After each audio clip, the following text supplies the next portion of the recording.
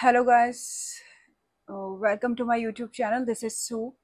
And if you are seeing this beautiful face, then don't forget to hit the like button, subscribe and share this video. So आज हम जिस series के बारे में बात करने वाले हैं उसका नाम है अनटैम्ड, जो हिंदी लैंग्वेज में रिलीज़ हुई है नेटफ्लिक्स में। और ये एक मिस्ट्री थ्रिलर सीरीज़ है और ये हिंदी लैंग्वेज में भी रिलीज़ हुई है। इसके टोटल 6 एपिसोड्स हैं। तो चलिए इस सीरीज़ के बारे में हम बात करते हैं। स्टोरी सेट है योसेमिटी नेशनल पार्क के आसपास, जहां एक वुमेन की मिस्टीरियस डेथ होती है। सबको लगता है कि वाइल्ड लाइफ एक्सीडेंट था, पर जब special agent Kyle Turner scene पे आते हैं उसे कुछ तो गड़बड़ लगती है।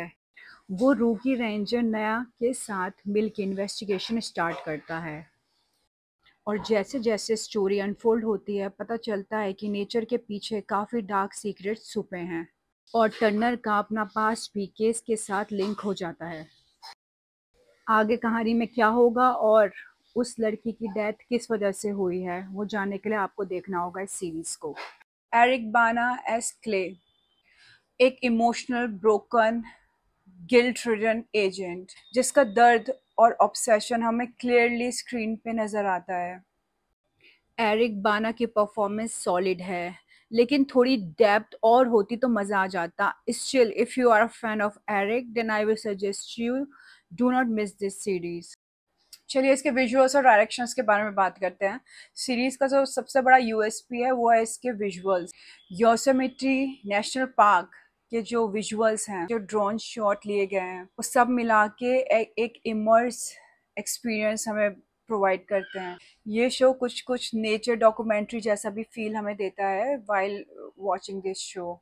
सीरीज की राइटिंग और पेसिंग, जो सीरीज का ओपनिंग शॉट है वो बहुत ही ज़्यादा स्ट्रॉन्ग है। वुमेन की डेथ हो जाती है, उसके बाद कैसे सडनली इन्वेस्टिगेशन स्टार्ट हो जाती है, तो जब ये सीरीज बिगिन होती है हमारा तभी इंटरेस्ट इस सीरीज में डेवलप हो जाता है। लेकिन मिडिल एपिसोड में इस सीरीज की जो पेसिंग है वो थोड़ी स्लो फील होती है और इसके जब ट्विस्ट खुलने शुरू होते हैं तो वो कुछ कुछ प्रोडिक्टेबल ड्रामा जैसे फील्स होते हैं। फाइनल एपिसोड में इमोशन थोड़ा हैवी हो जाता है और इसके क्लाइमेक्स का जो ट्विस्ट था वो एक्सेप्टेबल था, बट शॉकिंग नहीं था, बट सेटिस्फैक्ट्री था।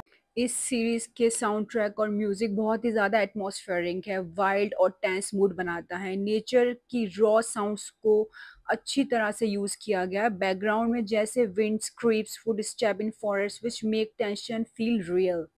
इसकी अगर खामियों की बात करूँ तो वो है इसका प्रिडिक्टेबल ट्विस्ट। मिडिल में पेसिंग थोड़ी स्लो लगती है और करैक्टर का जो इमोशनल डेप्थ है वो थोड़ा और हो सकता था, बट स्टिल हम करैक्टर में इन्वेस्टेड रहते हैं व्हाइल वाचिंग दिस शो। सो अब हम बात करते हैं इसके फाइनल वर्क डेट की। अगर आपको नेचर में बने शो पसंद है जो आपको थोड़ा मूडी एटमॉस्फेरिक थ्रिल प्रोवाइड करें तो आपको ये शो ज़रूर देखना चाहिए। So that's it, this is my final review. If I talking about the rating I will give this series 7 out of 10 and you can also watch this series with your whole family. So if you watch this series then please let me know how was your experience, and if you like this video then share, hit the like button and subscribe my channel. Thank you.